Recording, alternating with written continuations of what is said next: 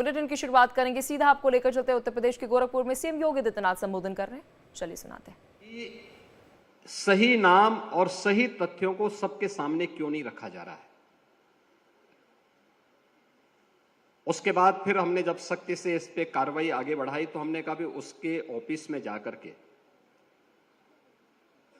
उसके पास कोई लैपटॉप होगा, उसका कंप्यूटर होगा, उससे जुड़े हुए अन्य उसके पास कुछ सामान होंगे, स्मार्ट उसका फोन होगा, स्मार्टफोन होगा, इन सबको लीजिए और अपने कब्जे में लेकर के एक बार इसकी सघनता से जांच कर लो। पकड़ में आया और पकड़ में आने के बाद जब हम लोगों ने जांच करनी शुरू की तो उन्होंने वह एक बहुत बड़े रैकेट को संचालित करता था और जिसका टारगेट होता था मूक बधिर बच्चे। उसमें जब हमारी कार्रवाई चल रही थी तो सबसे पहले मेरे पास शिकायत आई गुड़गांव से, और गुड़गांव से एक महिला ने कहा कि साहब मेरे बच्चे को जो मूक बधिर था, दिल्ली की एक संस्था में पढ़ता था,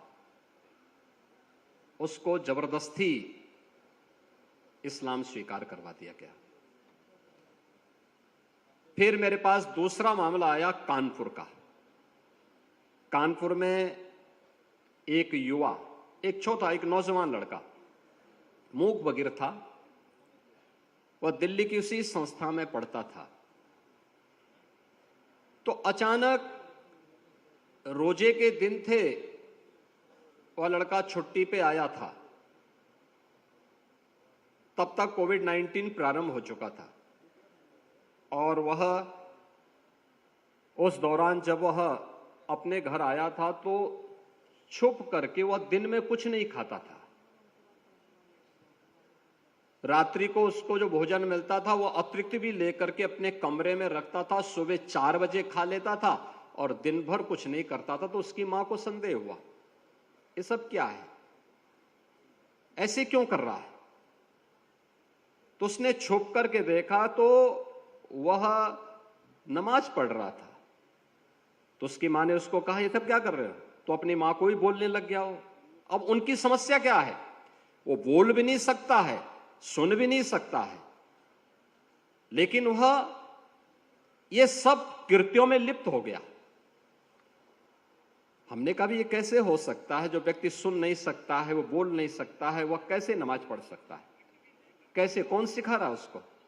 तो फिर पता लगा कि बटाला हाउस से जुड़ी हुई उस संस्था के द्वारा,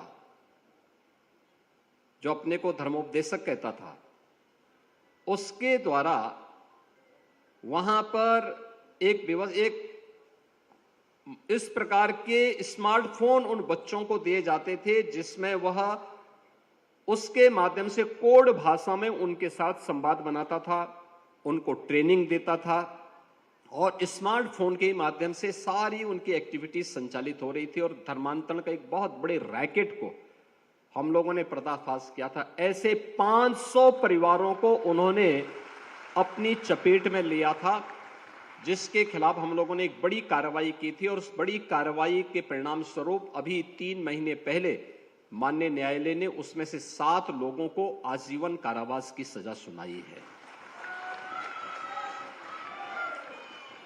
आप याद करिए, आप ही के बीच में छुपे हुए ऐसे लोग जो छद्म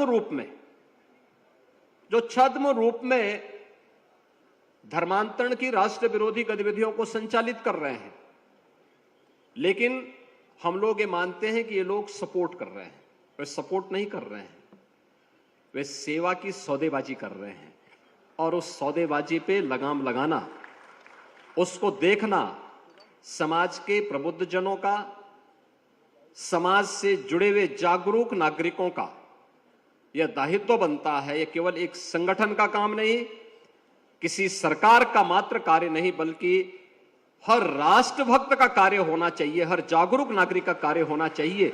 और यही कार्य यहां पे टीस जैसी संस्थाएं, यहां पर दिपेश नायर जैसे नौजवानों के माध्यम से कर रही हैं। और ये अभिनंदनीय प्रयास है मैं इसके लिए दीपेश जी आपका और आपकी पूरी टीम का हृदय से अभिनंदन करता हूं, स्वागत करता हूं। आज आपको यहां पर प्रोफेसर यशवंतराव केलकर युवा पुरस्कार से आपको सम्मान किया गया। सचमुच इस सम्मान का गौरव बढ़ा है, क्योंकि छद्म रूप से जो लोग हमारे बीच में हमारे ही लोगों को तोड़ करके धर्मांतरण की राष्ट्र विरोधी गतिविधियों को बढ़ावा देने के लिए जिस प्रकार के षड्यंत्र कर रहे हैं, उनके एक बड़े नेटवर्क को आपने एक ब्रेकर दे दिया है अपने संस्था के माध्यम से कि नहीं, आप आगे नहीं बढ़ सकते, ये लक्ष्मण रेखा है। उस लक्ष्मण रेखा को आपने तय किया, आपकी संस्था तय कर रही है और ये सबकी जिम्मेदारी बनती है। आज तो दिव्यांगजनों के लिए प्रधानमंत्री मोदी जी के नेतृत्व में 4% आरक्षण की सुविधा दी जा रही है और 16 से अधिक कैटेगरी को इसमें लिया गया है। अगर थोड़ा भी हम उन्हें प्रशिक्षित कर लें, थोड़ा भी उनके लिए एक प्लेटफॉर्म उपलब्ध करवा लें, तो वह जीवन के प्रत्येक क्षेत्र में आगे बढ़ सकते हैं। और याद करिए, प्रतिभा किसी व्यक्ति, किसी जाति, किसी मत और मजहब की मोहताज नहीं होती है, हर एक जगह छुपी हुई है। अगर ईश्वर ने कहीं कमी की है तो उसकी पूर्ति भी करता है, याद रखना, उसकी पूर्ति भी करता है। और उसकी पूर्ति में हम सब सहभागी बन पाएंगे तो ये ईश्वरीय कार्य होगा। और ईश्वरीय कार्य से जुड़े हुए हैं आज के यशवंतराव केलकर पुरस्कार प्राप्तकर्ता श्री दीपेश नायर। मैं उनका और उनकी पूरी संस्था का हृदय से अभिनंदन करता हूं और यह प्रतिष्ठित युवा पुरस्कार प्राप्त होने पर उन्हें हृदय से बधाई देता हूं। मित्रों, प्रोफेसर यशवंतराव केलकर जी के बारे में यहां पर हमारे क्षेत्रीय संगठन मंत्री जी ने आपके सामने विस्तार से रखा। अखिल भारतीय स्वरूप देने के साथ ही एक बड़े दुनिया के सबसे बड़े छात्र संगठन के रूप में विद्यार्थी परिषद तैयार हो, अपने मूल्यों और अपने आदर्शों को ध्यान में रख करके वह कार्य कर सके।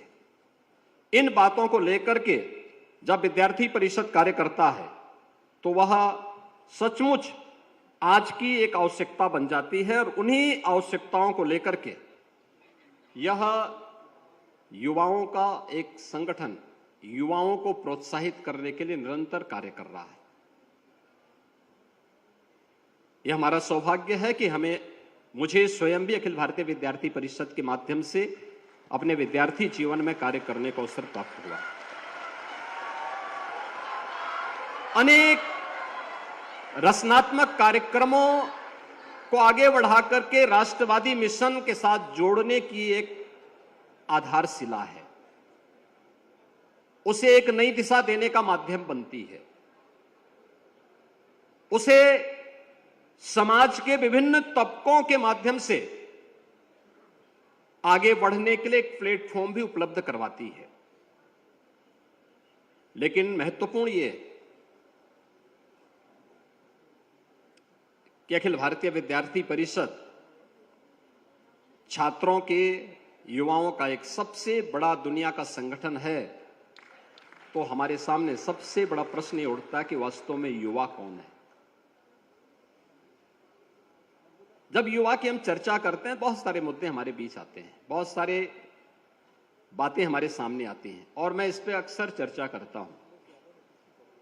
आप पूर्वी उत्तर प्रदेश में हैं, 1857 की क्रांति, प्रथम स्वातंत्र समर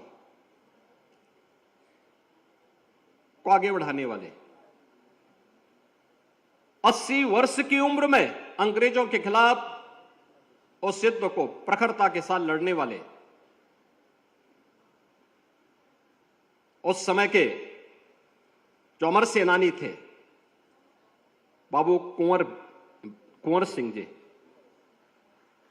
जिनके बारे में कहा जाता है कि बिहार के आरा से लेकर के आजमगढ़ तक उन्होंने अंग्रेजों को पीछे हटने के लिए मजबूर कर दिया था। अगर हम उनकी चर्चा करते हैं, या संपूर्ण क्रांति के नायक जयप्रकाश नारायण हो या वीर बंदा बैरागी हो या फिर एक ही जन्म में दो आजन्म कारावास की सजा प्राप्त करने वाले वीर सावरकर।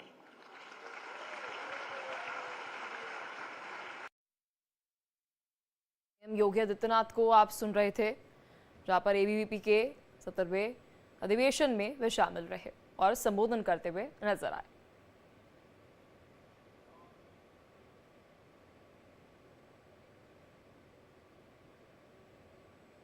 देखिए तस्वीरें आपको यूपी से दिखा रहे हैं।